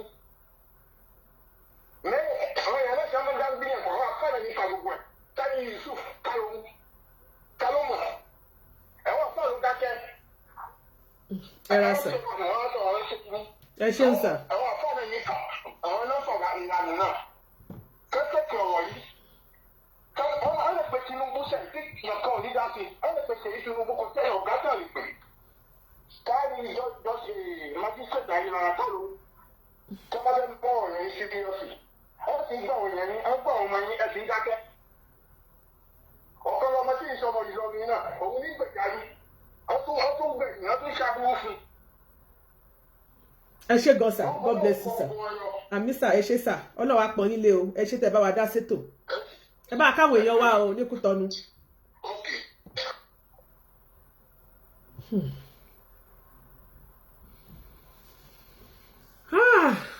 Àbẹ́ ẹ̀rọ lọ́hùn bí. Èmi ò kàn fẹ́ káwọn èèyàn máa sọ wípé ká máa bá wọn dáṣà kò kàn mí. A fẹ́ kí ibi ó ṣẹlẹ̀ sẹ́nìkan ọ̀kan wa. Mi ì wá láti gbé anybody ṣubú. Hello sir. Ẹ kálẹ́ mọ́, a fẹ́ dá sétò ni mà. Ẹ bá wa dá sí mà. Ó dà pé obìnrin ni yín o. Ọkùnrin ló sọ̀rọ̀. Ọkùnrin ẹ ra sà. Yes ma, okay. Nǹkan tí mi kàn fẹ́ sọ ni pé defamation of character yìí. Àwọn ìlú òyìnbó wọn kì í ṣe criminal, civil ni. Tí o bá defame anybody wàá gbé lọ sí court, ìyẹn lè charge fún 30 million, ìwọ náà lè charge fún 50 million. Ọlọ́pàá dẹ̀ máa wo judge máa wo evidence, kò sí kan tó kọ ọlọ́pàá ń bẹ̀. Nǹkan táwọn ìlú òyìnbó ń ṣe nìyẹn. And our law system, àwọn kìnní ló gbé wá, àwọn òyìnbó ló gbé wá fún wa. Àwọn òyìnbó dẹ̀ lo criminal defamation mọ́ because wọ́n fi ṣe, they call it sedition law under the colonial list government. Wọ́n fi máa ń, àwọn tó bá fẹ́ protest pé àfẹ́ òyìnbó mọ́, wọ́n fi máa ń ti àwọn èèyàn mọ́lé ni. So Ọmọyẹlé Sowore òun náà ti ń campaign against cyber stalking, cyber crime pé anything tó bá jọ bẹ́ẹ̀ yẹn kọ́ gbé lọ sí civil ni pé it should not be a police case. Wọ́n ti fi portable lẹ́lẹ́ ni because Ọmọyẹlé Sowore lọ bá Saheed Òṣùpá ó dẹ̀ sọ fún pé kíní personal dispute ni kò yẹ kó lo ọlọ́pàá. Ìgbà tó dẹ̀ sọ fún Saheed Òṣùpá dẹ̀ withdraw case, and Saheed Òṣùpá is not even a religious person, he is a musician. So nǹkan tẹ́ ẹ̀yin tẹ́ wà ní ìlú òyìnbó tí ẹ kẹ́ bá wa campaign ní sìn ní pé ẹ fẹ́ kẹ́ bá wa campaign ní pé we don't want criminal defamation. Nǹkan tó bá ti jẹ́ kí criminal defamation wà wọ́n á máa lo ọlọ́pàá ẹni tó bá ní resources. Irú defamation yẹn sìn àwọn ẹni tó bá ní owó ni. Tálákà wọn ò lè sọ pé tálákà ò lè gbé irú kéèsì yẹn lọ kí ni gbogbo àwọn tẹ́ bá rí pé defamation o. There is money into it. So what we are saying is that we don't want criminal defamation. So anytime we are doing enjoy kò sí kan tó ń jẹ́ criminal defamation, they cannot arrest you people. Do so ká bá wa campaign fún ìjọba Tinubu Àbíkẹ́ Dábírí then a ní Nigeria embassy bẹ́ẹ̀ so that kí wọ́n sensitize àwọn èèyàn pé we have gone past this. Kí nígbà ló mú lọ yìí wá Jonathan ló mú lọ yìí wá because mo lọ sí kóòtù ńjọ́ kan man kan ó dẹ̀ àwọn ọlọ́pàá wọ́n charge bàbá kan wọ́n sọ fún pé ó pe bàbá yẹn ní ọmọ ẹlẹ́wọ̀n, bàbá yẹn dẹ̀ gbé lọ sọ́dọ̀ magistrate. Ìgbà yẹn wọn ò tí ì dá cyber kìíní yìí lẹ̀, ẹsẹ̀kẹsẹ̀ magistrate yẹn dẹ̀ sọ fún ọlọ́pàá pé ọlọ́pàá why should you bring this kind of case to me, go to civil court, go and sue him. Ẹsẹ̀kẹsẹ̀ wọ́n dàbí kí bàbá yẹn máa lọ, but cyber kìíní tó gbé wá yẹn ó ti ń cause problem. Ó ní máa kan nílẹ̀ Igbo ìjẹ́lẹ̀ ló ń pè ìjẹ́lẹ̀ yẹn tí wọ́n ti ní kí emergency utans come off the phone please. Ẹ ṣé sà.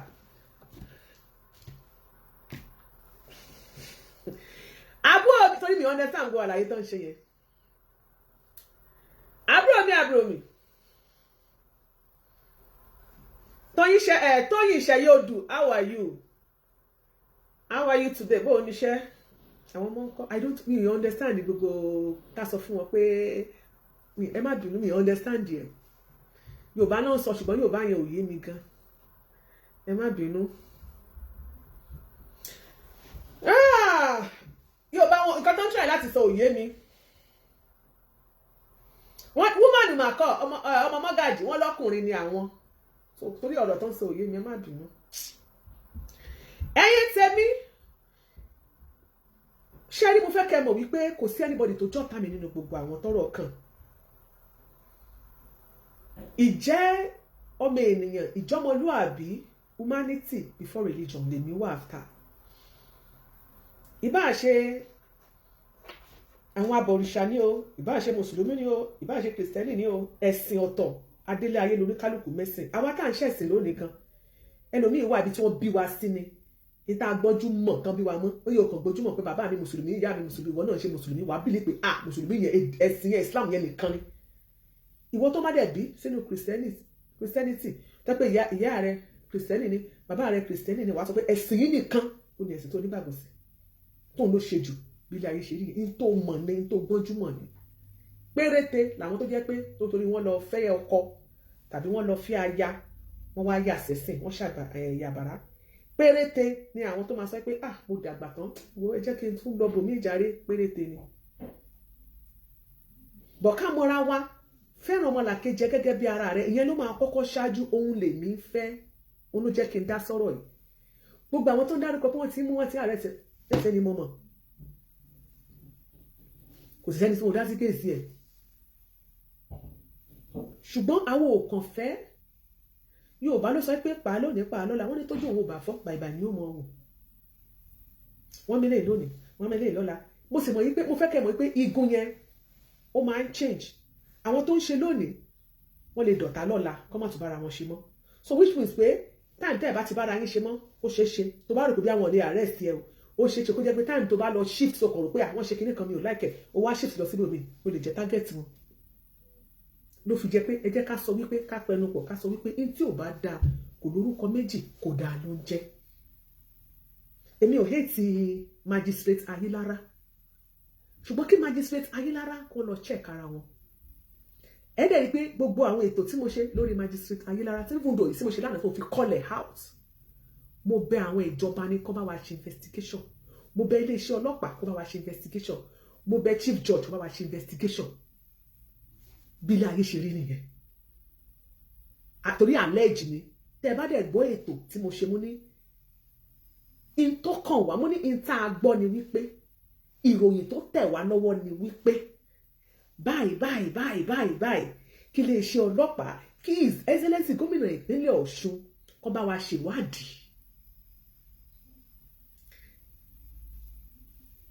a ò tí ì sọ wípé bẹ́ẹ̀ lórí a ní kó bá wa ṣèwádìí ni oníkálùkù sọ tiẹ̀ lọ́tún lọ́ọ̀yà sáré jáde sàtọ́ pé lọ́ọ̀yà yìí gan bá mọṣẹ́ ó mọ̀ wípé ọ̀rọ̀ tá a sì sọ kò tí ì tó kó wá sọ wípé èmi ń gbowó kí n tó sọ̀rọ̀ ni you are not a good lawyer ṣó tí mo ṣe allege ni ó dẹ̀ mọ̀ pé yàtọ̀ sí pé mo ń sọ̀rọ̀ lórí social media olóṣèlú pọ́nbélé ni mí I know how to post show me or how to send how to disseminate my information to the right channel. That is me. Before I come out, I know for news. I investigate. Níwọ̀n bá tọ́lọ̀ ń fi yọ̀ǹda orí ọ̀fẹ́ fún mi. Màá sì sọ̀rọ̀ yẹn mi ò ní yà ní fìbì kan gbèbì kan. Nítorí ẹ̀ pé àti gun àkọ́kọ́ mo ní tó bá di lọ́nà tó pé Alájì Ọ̀kanlọ́mọ ló bá tún ṣe tí ò dá màá tú sí lójú mi ìṣẹ̀ṣẹ̀ máa tú sí lójú o. Ẹ̀yin tẹ́ ẹ mọ̀ mí lórí ètò èmi àtọkọlọmọ ààrẹ rí àmọ́ ń jà gbogbo ìgbà ni dé wọn àtọ máa kọ́kọ́ pè mí ìjà náà ni lórí ọ̀rọ̀ ṣó tí mo ṣe fún ni èmi ò dẹ bó bá ṣe rí lọ́kàn mi ni mo ṣe máa ń sọ in tó yẹ kẹ́ni sọ làákàyè kadà ni pé ṣe bí nígbà kan tí ó gbẹ́jọ́ Malam Yusuf wa mo sọ bó yẹ kó ṣe rí mi ò ní ṣègbè ìgbà tí a sọ̀rọ̀ bàbá Utaz Jamiu mo gbọ́rọ̀ wọn wá síbí mo sọ bí mo ṣe ṣó yẹn tó Utaz Jamiu kò jáde kò lá inú ẹ̀ báyìí kó bú mi wàláì kò kú sí lórí ètò kì í ṣe kó fẹ́ nà mí ó padà lọ jáde gbà tó pè wọlé tí mi ò dá lóò tí mi ò gbà ó padà lọ ṣe ṣó ó dẹ̀ lóò fẹ́ ṣe clarification lórí nǹkan tí Iyalaje sọ even though lórí ṣó clarification tó ṣe gan kò bú mi ó jáde bó ṣe yé sí ó ṣàlàyé pé Iyalaje ẹ jẹ́ kó yànnàná bọ́rọ̀ ṣe rí lélẹ̀ bó ṣe rí lọ́kàn tí bó ṣe rí lọ́kàn tèmi mo ṣe sọ òun náà wá jáde ó ṣàlàyé bó ṣe rí lọ́kàn títì ẹ má gbà pé freedom of expression is allowed even in Nigeria constitution lórí ọ̀rọ̀ eléyìí ìgbà tá a kọ́kọ́ gbọ́ ọ̀rọ̀ yẹn wọ́n pa á lówe wa ní Yorùbá sì sọ pé òwe ò sì gbọ́dọ̀ kì í jòwe ẹni kéèyàn mọ̀mọ́ kó bá sì mọ̀ dáhùn sí later la wá mọ̀ bí gbogbo ọ̀rọ̀ ṣe lọ pé báyìí ló ṣe rí báyìí ló ṣe rí báyìí ló ṣe rí.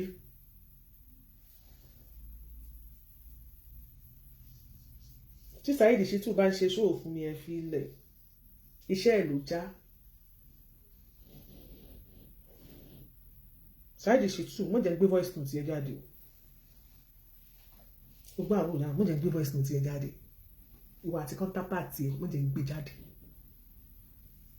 jẹ́ kó rí ẹ pé ebi ò tọrọ jẹ lọ́wọ́ yín n ò gbowó lọ́wọ́ ẹ rí ebi ò sí mi ò yó ebi ò pa mí àìsí ìmọ̀ọ́mọ́ agogo lẹ́nu ò lé ní mọ́sọ̀ tọrọ I don't send anybody torí ẹ̀ bọ̀ mi.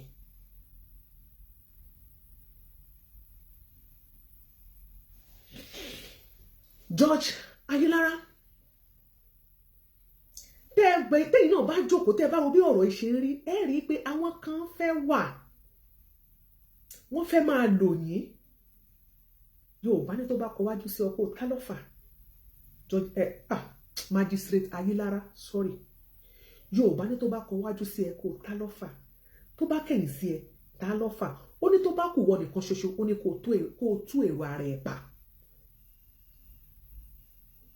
Magistrate Ayilara kọ́là kan béèrè lẹ́ẹ̀kan pé ṣé ẹ̀yin nìkan ni ló jẹ́ pé gbogbo àwọn ẹjọ́ tí wọ́n gbé wá pé wọ́n rẹ́ nìkan jẹ àní ẹnìkan wà bó bá dárúkọ rẹ̀ yóò gbé lọ síwájú Ayilara tóun bá sọ̀rọ̀ tó bá fèsì lé yóò gbé lé Ayilara nígbà tí wọ́n bá gbé láti ilé ọ̀dọ̀ májísírètì ọ̀dọ̀ Ayilara ni wọ́n gbé lọ ẹ̀yin náà fúnra yín ẹ̀rọ àwọn nǹkan kan wà tó yẹ pé ó yẹ kẹ́yìn gan ti mọ́ ọ pé kọ́sítọ́mà ṣé kọ́sítọ́mà máa ń wà ní magistrate court ni kọ́sítọ́mà dáadáa ni mo bẹ̀ yín nítorí ètò Ọlọ́run èmi ò gbàdúrà pé kí n yọ yín iṣẹ́ o èmi kàn bẹ́lẹ̀ iṣẹ́ ọlọ́pàá ni o chief judge Ọ̀ṣun state ni o mo pẹ́ gbogbo ọmọ Nàìjíríà ni o Ọ̀ṣun state government ni o kódà mo ti send message sí ààrẹ orílẹ̀-èdè Nàìjíríà kó bá wa kàn ṣe kó bá mi rán àwọn èèyàn kó wá ṣe investigation mo ti chat pẹ̀lú police PRO mú ìwá Adéjọbí àdó mo ti chat pẹ̀lú wọn mo ti jẹ́ kán mọ̀ bó ṣe lọ èmi ò kí ń parọ́ mo ní kó bá wa investigate ní kó bá wa ṣèwádìí pé alẹ́ ẹ̀jì ni o alẹ́ ẹ̀jì ni ẹ bá wa ṣèwádìí ẹ bá wa tọ́nà sí di ọ̀rọ̀ yẹn ọ̀rọ̀ tó wà nílẹ̀ kò sí kamọ́kamọ́ bẹ́ẹ̀ ẹ̀yin náà ẹ rò dáadáa pé ṣẹ́yìn nìkan ni àwọn kan fẹ́ lóyìn wọ́n fẹ́ máa dẹ́ǹtò orúkọ yín tó wáyé pé èèyàn dáadáa ni yín ẹ má jẹ́ kó máa arrest àwọn èèyàn ọlọ́pàá zone 11 ẹ ò ṣiṣẹ́ yín dáadáa ẹ má yẹ kó máa gbé gbogbo ẹjọ́ wá síwájú yín ẹ ti ẹ̀ yẹra fún gbogbo wọn wọ́n fẹ́ gbàjẹ́ lẹ́nu yín ọlọ́pàá zone 11 kò yé wa ṣé ẹ ń collaborate pẹ̀lú àwọn gúrùpù kan ni àwọn mùsùlùmí kan láti máa gbé ẹjọ́ wá ṣé ẹ kì í tà ní ọlọ́mọdé àrógun ẹjọ́ ṣé àwọn èèyàn kẹjọ́ wá sí police station yín ni bí wọn ò bá gbé ẹjọ́ wá sí police station ó yẹ káwọn kan ti mọ tẹ́bà lẹ́jọ́ gidi dá àwọn ẹjọ́ modo mi kò jẹ́ kò gbédìí ilẹ̀ kí n bá ń sùn ó yẹ kó tì kábọ̀ mi lọ ó yẹ ká mọ gbẹ̀yìn náà wá sọ́dọ̀ yín tẹ́ ẹ bá rí àwọn ọ̀rọ̀ tẹ́ mọ dá sí ní police station yín tó wá jẹ́ pé àwọn mùsùlùmí kan àní pé bẹ́ẹ̀ bá tún wá lọ síbẹ̀ wọ́n ti wá dá àwọn mùsùlùmí kan wọ́n ti dá wọn mọ̀ wọ́n wá tó wọ́n lè tó bí mẹ́sàn-án báyìí wọ́n lè tó bí márùn-ún wọ́n á máa wọnú ọ́fíìsì káàkiri from one office to another wọ́n máa tó báyìí from one office to another kò dáa mo dẹ̀ fẹ́ kẹ́ ẹ mọ̀ àwọn kan wà àwọn gúrùpù kan wà nínú Islam nínú Islam wọ́n kóra wọn jọ ẹ wò mí wọ́n ní dókítọ̀ wọ́n ní doctor gynecologist doctor wọ́n ní lawyer wọ́n ní human rights wọ́n ní àwọn àfáà tí wọ́n tó ń ṣe nǹkan dúdú tó ń tẹ gbogbo ẹ̀ mọ́ gbogbo ẹ̀ kò sí tí wọn ò ní wọ́n ní àwọn tó máa jẹ́ blogger tó máa bá wọn máa tẹ̀rọ̀ síta wọ́n ní wọn lóríṣiríṣi wọ́n kóra wọn jọ as a group wọ́n tún ní WhatsApp group ẹ̀ pé bẹ́ẹ̀ ni wọ́n ti ń dájọ́ tó ti ń ṣe kéèsì bọ́n bá ti lẹ́nìkan tó fẹ́ pull down ibẹ̀ ni wọ́n ti máa ṣe tó báyìí ti ti ṣe tán báyìí tó bá di pé wọ́n ti wá fẹ́ wọ́n dẹ̀ máa ń tìyàn kéyìn ò parọ́ wọ́n lè ní ìwọ sọ báyìí ìwọ sọ báyìí jọ báyìí àwọn èyí tó pera wọn ní human rights yẹn wọ́n lè kọ́ wọn ní kọ̀kúkọ̀ táwọn àwọn agbẹjọ́rò wọn náà pé nǹkan tá a fẹ́ lọ defend lè báyìí ní kò ṣe sọ wọ́n á ti kóra wọn jọ wọ́n lè tó bíi mẹ́fà wọ́n wá máa tò wọ́n á tún máa wọnú ọ́fíìsì káàkiri ní zone 11 yìí kan náà ni láti gbọ́ pé ìwé náà ti ṣẹlẹ̀ ẹ̀yin ọlọ́pàá tẹ́ wà ní zone 11 mo fẹ́ kẹ́ ẹ lọ kẹ́yìn kan kẹ́ ẹ yẹra yín wò dáadáa àwọn wo làwọn mùsùlùmí tó pé ojoojúmọ́ ni wọ́n kẹ́jọ́ wá sọ́dọ̀ yín àwọn wo làwọn tó ń mú yàn wá tán àrẹ́sì gbélé ó yẹ kẹ́yìn gan ti lé wọn dànù kẹ́ni sọ fún wọn pé ẹjọ́ torí tọ́lọ́run bí ẹ bọ́rọ̀ èdè yìí ẹ mọ́ bá ẹjọ́ ẹ tún gbé lọ sí police station míì ó ń bẹ́ lọrin ẹ lọ sí ti lọrin ó wà bàdàn dandan kọ́ni kó jẹ́ oṣù tí ti ṣe federal government kò ní ìdí police station wà nílò àgọ́ òkú bẹ̀yìn ẹ gbéyàn láti Ìbàdàn zone 11 náà ibi tẹ́ ti ní agbára sí náà lẹ́ ń gbé lọ ìyẹn gan ló jẹ́ kára máa fún àwọn èèyàn sí ní ìbí tó bá tiẹ̀ mú yàn ní Ìbàdàn wá ní ẹ lọ sí police station ní arrest police station Ìbàdàn ló ń gbé ẹ lọ dájọ́ ẹ̀ ṣe dájọ́ ẹ̀ ní kíní ní Ìbàdàn irú Bintu Raji ẹni tó lọ gbé Alájà Ọ̀kálà Ọ̀ṣun state kan ní gbé Ìbàdàn ló wà ẹni tó lọ gbé ó wà ní Kwara state nígbà tó mọ̀ kó fẹ́ lọ rà ṣe ó ṣe lọ arrest ẹ̀ mọ́ Kwara state yẹn kó arrest ẹ̀ mọ́ Kwara state yẹn tó tẹ bá mọ̀ pé ẹ̀fẹ́ fi owó ọlá ẹ̀fẹ́ fi gbá wọn lójú mo bẹ̀ wá nítorí ìtọ́lọ́run ẹ jẹ́ ká ní ìbẹ̀rù Ọlọ́run gbogbo tá a bá ń ṣe. My name is Akianabi. I'm a video director and TV producer of Akomolowe on African Magic. Keep watching Drivetv.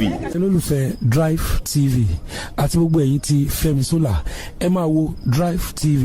Keep watching Drivetv. My name is Wole Agba. Taking this time out to tell you all that you keep watching Drivetv. What drive ẹ̀wọ̀n ní ògo ẹ̀? What drive ẹ̀wọ̀n fulfilment? What drive ẹ̀wọ̀n bí tó bá lọ? Ó ní iṣẹ́ rìn. Ibi ni kò máa wò. Drivetv. Thank you. Chloe. Drivetv. Driving you around the world.